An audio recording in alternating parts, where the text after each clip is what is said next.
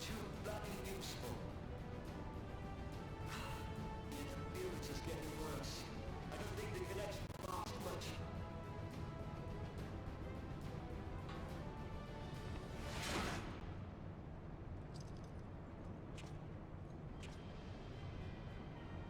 Tell me, for whom do you fight?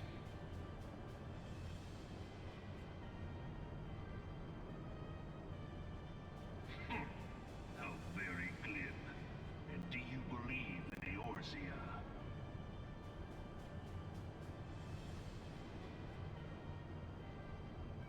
Eorzea's unity is forged of falsehoods. Its city-states are built on deceit, and its faith is an instrument of deception. It is not but a cobweb of lies. To believe in Eorzea is to believe in nothing. In Eorzea, the beast tribes often summon gods to fight in their stead, though your comrades only rarely respond in kind. Which is strange, is it not? Are the 12 otherwise? I was given to understand they were your protectors. If you truly believe them your guardians, why do you not repeat the trick that served you so well in Cartano and call them down?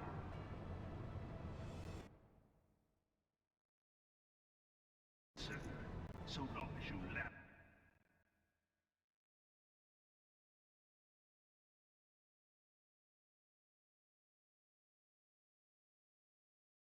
Icons, everyone, except but this, and you will see how Eorzea's fate is bleeding the land dry. Nor is this unknown to your masters, which prompts the question, why do they cling? What drives even men of learning, even the great Louis Soir, to grovel at their feet? The answer? Your masters lack the strength. For the world of man to mean anything, man must own the world. To this end, he hath fought ever to raise himself through conflict, to grow rich through conquest. And when the dust of battle settles, it is ever the strong who dictate the fate of the weak.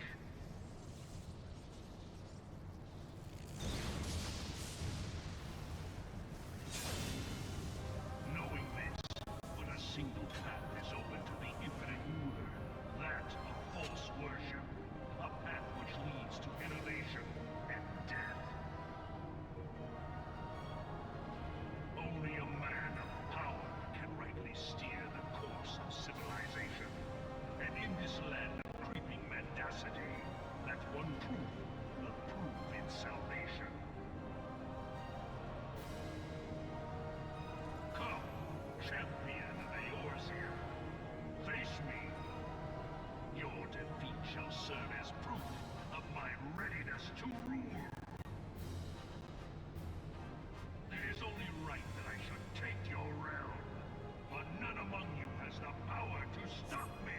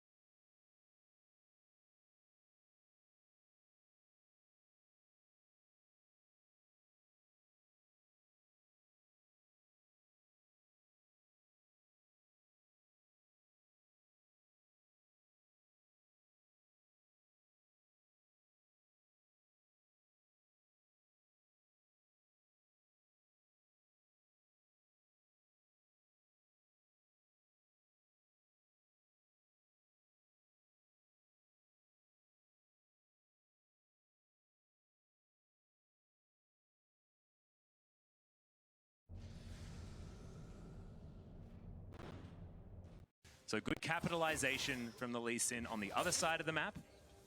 As our Nuclear does, of course, have the teleport, pairs it with Beryl's Yuumi so that he's able to still have heal and the ignite. Beryl not necessarily requiring the flash or anything like that, so he's absolutely able to do this. I do like the Yuumi pickup because a lot of the time you see Yuumi first picked, right? So it was up to what is our answer to Yuumi. If you pick her this late in a draft for Damwon, you don't have the volley bears causing a trouble. You don't have the Veins there with the Condemned to really ruin her day, or the poppies that can be put around the map. As Shrimp's going to dive in from the back as the you and me is going to be there. Nuclear already has blown the flash and they just pull him back with the Bone Skewer. Good night, Nuclear. 2-0 now for Flamengo on the bottom side of the map. Another good gank by Shrimp. Canyon's going to try and do something, but it is just one Lee Sin waiting there. Maybe they're hoping that the aggression sticks around with the TP bait. Seems like Canyon's been late to these plays. Yep, wanting to try and shove this lane forward as well. As you can see, Flamengo do have the opportunity to freeze this on Damwon as well, making it very easy for that return gank possibility from Shrimp. Didn't even need the flash available in order to lock down that bottom lane kill. And Lucy may have missed one of those Bone Skewers, but landed it when it mattered. Canyon towards the mid lane. There's a control ward there, dude. You can see that. He might be a blind monk, but that one, I believe, was in his vision range. Showmaker now with this minion wave wanting to crash it towards Goku as well, but unable to get any of this turret damage just yet. Checking in on the gold, Flamengo are ahead 700. 2 kills working out for them. Nogari 20 CS advantage, but it looks like it doesn't matter too much. So now red buff is going to be secured by Shrimp as well. Canyon was in position, but unable to punish. First Drake is going to be a Cloud, so not really one that either of these teams are going to put too much priority on as we tick closer and closer towards Shelly making her way out onto the Rift. 3 minutes before she's going to be.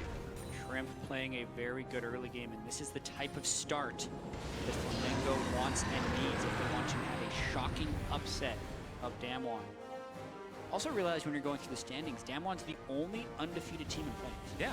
I think that is just so indicative of the overall strength of these regions becoming closer to parity. Yeah, I feel like it is just a general upgrade of the world of League of Legends. Right? I feel like the play-in stage has become more and more competitive, even though there are still now... Chrome. Yeah, they're going to look for the Bone Skewer. Nogari is going to get pulled back as there's the Flawless Duet. Knocked up into the sky. Beautiful chain CC.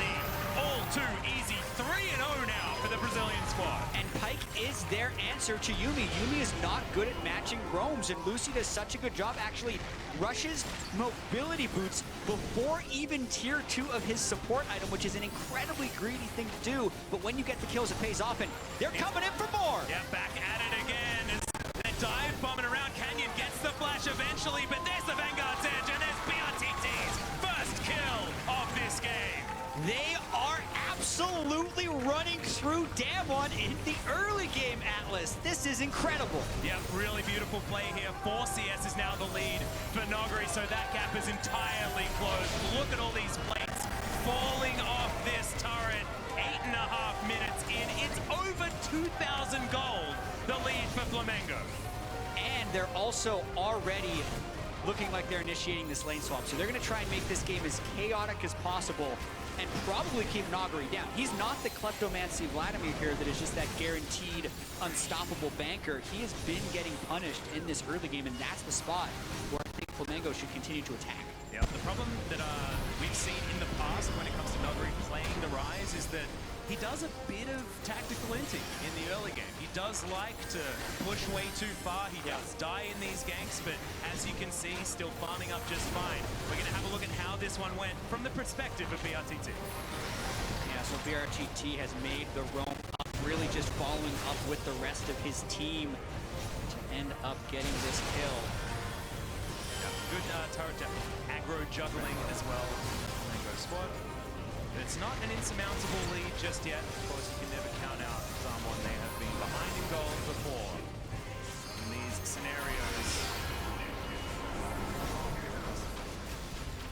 Also looking at the Aurelia build, full magic resist coming in from Robo. Wit's End most likely, which is very good if he can continue to get fights on either LeBlanc or the Rise. It means no one will really be able to match him in the side lanes. Yeah, it's like Lee Sin or Xayah are your options if you want to try and negate the value of the Wit's End, and they're not going to do so well. Against the Aurelia, I really like the build choice. Not to mention Merc Treads being necessary if you're playing against the Rise, especially with Nogari's ability to constantly get snares despite the change to Rise. Damwon, though, doing their best to get the plates back. Already got 3 plates down on this bottom side since there were 4 people from Flamengo sent up, and Robo really all by himself, but Yeah, I'm Damwon perturbed. not looking for a dive. Now that his stun is down, they could go for something, but there's just so many people missing right now since Damwon's vision control is actually much lower than you're used to, and Robo able to soak a good amount of experience safely, so that's good for them. But first Heart Blood does go over to Damwon. It's going to be answered with Shelly, which could be utilized in the mid lane, which will really be able to accelerate Flamengo's control of Damwon's side of the map, if that's where they're going to go. You can see Shrimp moving on down there. Now just going to look to see whether he can deny anything from the Damwon side. The chicken camp available. Yeah, I think Flamengo should try and break mid as soon as possible, because the more they can accelerate this game and open the map, the more effective the Rek'Sai can be with his gold, and also the Pyke can be with his roams. Well, as it stands, still Damwon unable to find any kills this game. They have brought it back to within 1,000 gold. Nuclear is going to switch sides of the map and team up with Beryl to get this top wave pushed out. Still a few plates they can gather there, and still a few minutes before those plates are going to fall as well. Keeping tabs on that, it is still Damwon that's been able to keep their turrets the most healthy, but Flamengo being able to pick up so many more of these kills. Which one is going to be more important is going to be the question, but I think it's such a beautiful... Oh, okay, we're just going to have a fight first. Might as well just go. Dives in, no snare to happen as there's the root caller, and oh no, Lucy just destroyed the final chapter red to BRTT, who's just running for the hills, and Nogari now has the flash, finds the root prison, good night, but no, the killer instinct gets him on out, the flash is there as well, Goku's gonna die afterwards as the realm warp, Nogari finds the Q and BRTT falls down, 3 kills instantly on the Damwon side, but Shelly is trying to answer bottom lane. Rift Herald is going to help keep the gold close, but this means Damwon is right back in it. Roa completed by Nuguri 12 minutes into the game, even though he has died multiple times. You just can't stop him from getting to his gold and items, and even though the Rift Herald charges, is unable to get that second turret. So after all this, we're at a 500 gold difference. Yep, Canyon is here, but doesn't want to go over to try and challenge for this blue buff. I think it's smart. Don't want to dive into 2 people by yourself, especially not when Shrimp is 2-0-2. So let's have a look at how this all happened. It was the stun not working, you and me and Featherstorm pretty strong. Yeah, gotta say Nuclear's played a lot better today than he did in their first day of group stage, dodging that initiation by Pyke, and then that allows Showmaker to make the roam up. Keep in mind that Flamengo went for this play with 2 people and a Rift Herald bottom lane. I think they were trying to get 1 pick and a small fight to actually push Damwon off of the turret. But when you miss that engage, you open yourselves up for the dive, and that's when Flamengo's aggression actually works against them. Things would have gone much better had they actually not attempted anything in the top lane. Sort of misjudging the safety of the outer turret there as well. Of course, Damwon not too worried about it, especially with the counter-engage opportunities that they have. I really like that you and me and Featherstorm can be used so that you've got untargetability on your entire bottom lane for a couple of seconds. Be very valuable as Canyon finds the Q onto Goku. He flashes Featherstorms as well. Canyon quite low as Showmaker wants to pick up the turret aggro. Canyon has turret aggro on an inner turret when the outer is still alive, but isn't going to be punished for it at the moment. Punishment looking to happen on the top side with Featherstorm back available again from Nuclear. Flamengo really want to try and make plays happen between Shrimp and Lucy. They're just roaming around together. If they can get kills with this, it's just that gold engine from Pyke to everyone available, and it would be a 3v2 dive, but they have to pull it off just right. Yep. Just keep your eye on that cooldown. Oh, 4-man dive maybe. Button. When's Nuclear going to use it? There's the final chapter, multi-rooted. But is Lucy going to be able to survive? The answer is no, but can they get enough of the kills? Ooh. It is 2 going over to the cat on a book, and a 2 for 2 is not what you want if you're Flamengo. And Yuumi actually scales really well with gold, which is the frustrating part here for Flamengo. Those items can come in very effectively. It will open up the turret, but that's going to be traded by Damwon. So every time Flamengo makes a move, Damwon is just pesky. It's so hard to actually get the kills on them. They trade 2 back, and that means the pressure is elsewhere for Damwon. Yeah, exactly. And also you've got Nogari pushing on the bottom side of the map. They were able to take the outer turret in the mid lane. It's like when Flamengo make a move, Damwon are defending that move relatively well, but also trying to take everything that they can elsewhere as well. As we're going to have a look at this dive, have a look at the minimap as well, have a glance down and see what's going wrong here. Yep. Pay attention to Pyke. Little late on his hook. You'd want to try and force the Xayah ult as early as possible because they were taking turret aggro before they even got the ult. If they could have led with the hook before taking turret aggro, there's a high chance that game would have been more effective. They're not going to find the chains there under Goku, but Goku's being punished here in this lane. Being able to keep up within 20 CS is certainly admirable. You can see Showmaker is hungry for blood. 0-0-1 really hasn't had that much of an impact so far on this game, Showmaker. And after his first game out here today on the Akali, I think we're happy to give him a little bit of a rest. He was pretty impressive. Still wanting him to perform up to the standard that Damwon need from their solo lanes. This is a team that's super binary with how they work, but they do it so well that it's very difficult to control.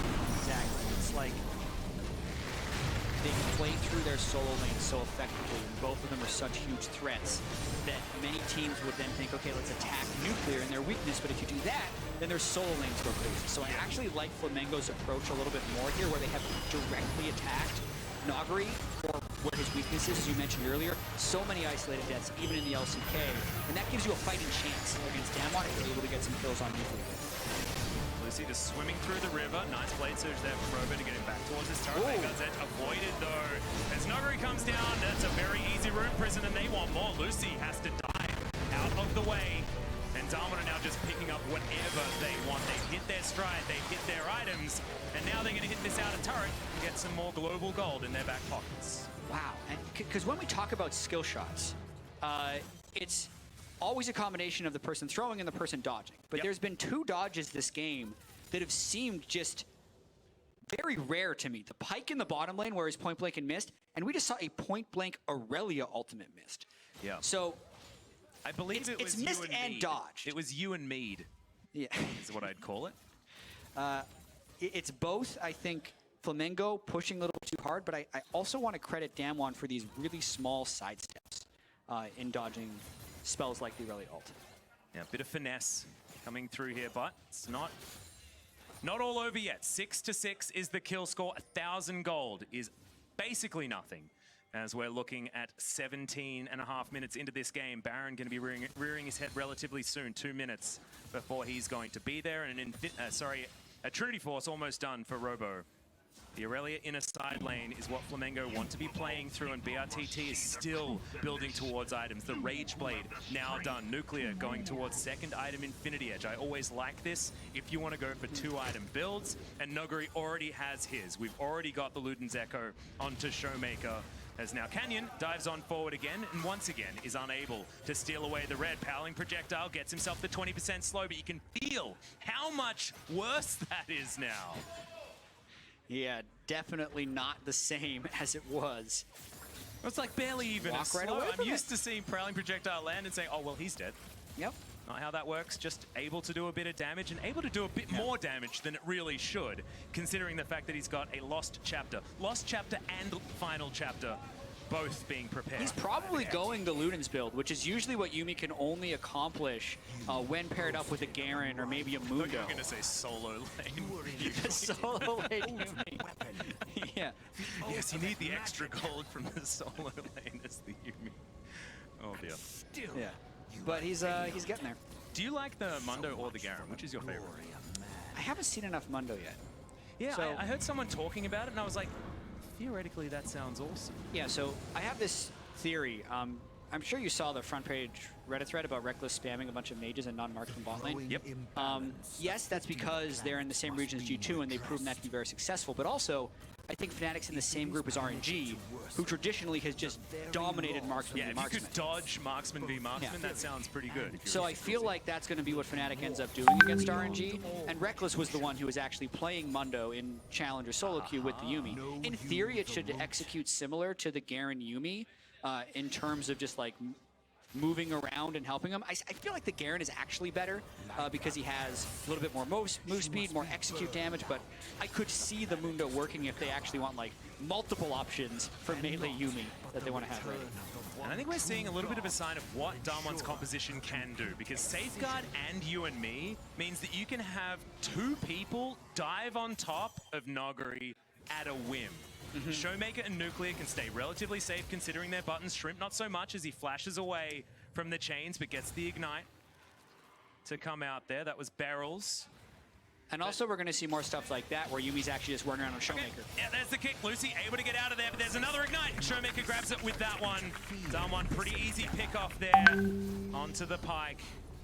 Yeah, so that was actually a great example of LeBlanc being an assassin, but also a poke mage. Yeah. And when you attach the Yuumi to the LeBlanc, that poke just gets boosted, A, from the adaptive stats, but B, because Yuumi can also just land a prowling projectile while you jump in.